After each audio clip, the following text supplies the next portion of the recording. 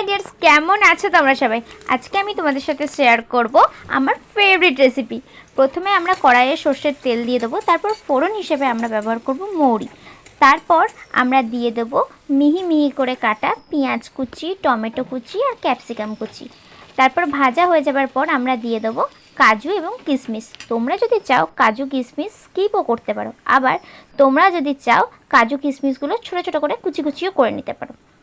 তারপর দিয়ে দেবো হলুদ গুঁড়ো, লঙ্কা গুঁড়ো আর নুন। ভালোভাবে মশলাটা তৈরি করে নেবো, অনেকক্ষণ ধরে ভাজবো। তারপর দিয়ে দেবো কালকের বাসি ভাত এবং লেবুর রস দিতে কিন্তু ভুলো না। কিন্তু তোমরা এর সাথে ধনেপাতাও অ্যাড করতে পারো। আমার ধনেপাতাটা শুকিয়ে গেছিলো, তাই জন্য আমি অ্যাড করতে পারিনি। তো তোমরা এটা বাড়িতে একবার ট্রাই করবেই। এর নাম হচ্ছে ভাত ভাজা। কমেন্টে জানাবে আমাকে কেমন লাগলো। আর তোমরা এর সাথে মাছ ভাজা বা ডিমের কারির সাথেও খেতে পারো। আমি তো শুধুই খাই, আমার দারুণ লাগে।